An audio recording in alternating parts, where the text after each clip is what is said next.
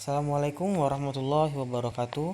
Perkenalkan, nama saya Muhammad Zaki Fahriat Malanat Maja, NPM 211206016, Prodi D3 Teknologi Bank Darah, Universitas Jenderal Ahmad Yani Yogyakarta. Hari ini saya akan melakukan presentasi tentang hemoglobin.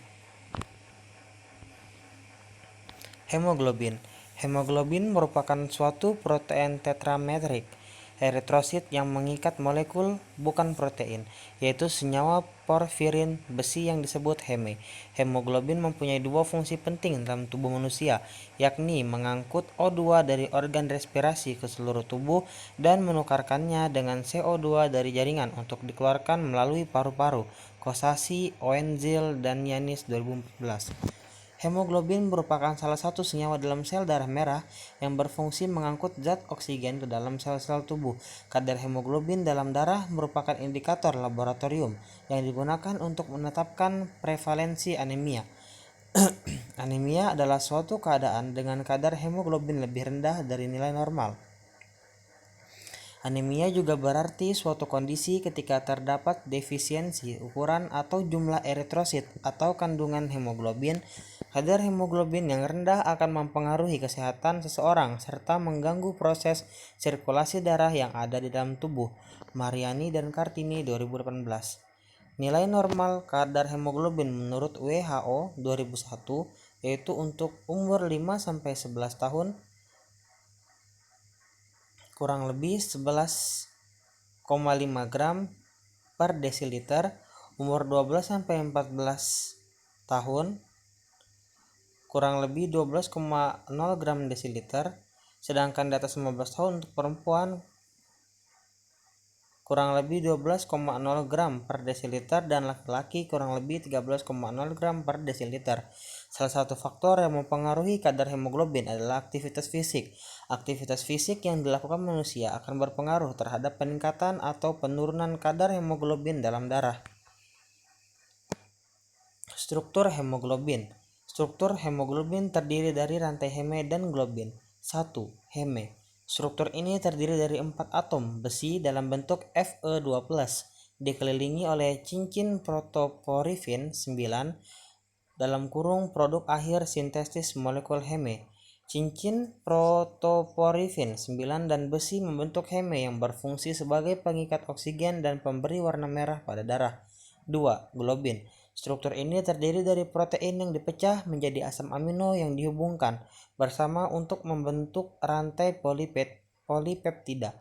Rantai terdiri dari rantai alfa 141 asam amino dan rantai beta 146 asam amino. Asam amino yang mengalami kelainan struktural akan menyebabkan cacat hemoglobin. Struktur tambahan hemoglobin.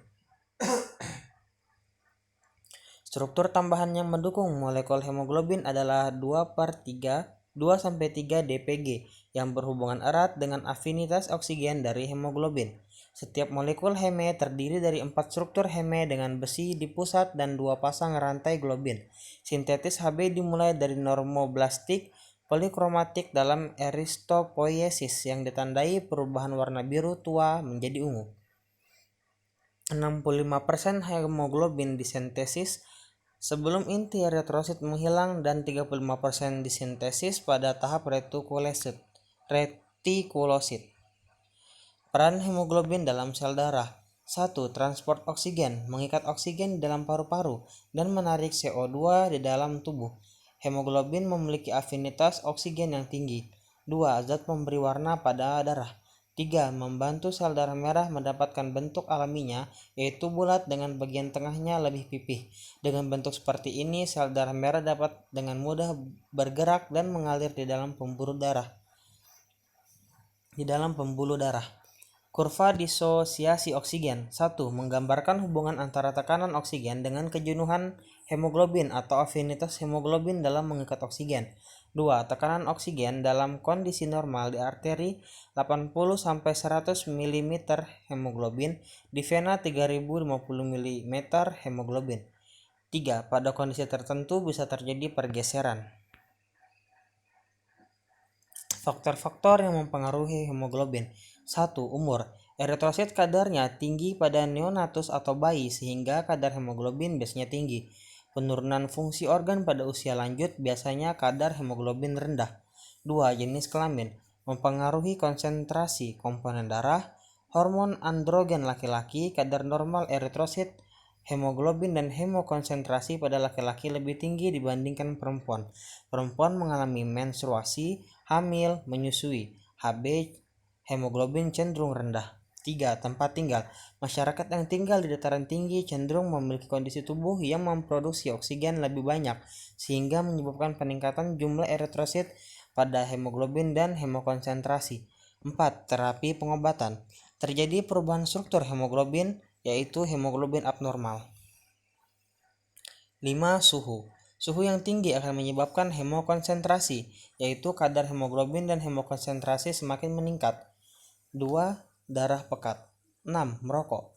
Perokok di dalam tubuhnya terlalu banyak kandungan karbon monoksida. Hal ini dapat menyebabkan afinitas oksigen lebih rendah, sehingga tubuh menyesuaikan untuk mengikat kadar oksigen sebanyak-banyaknya, sehingga menyebabkan kadar hemoglobin pada perokok cenderung tinggi. 7. Diet.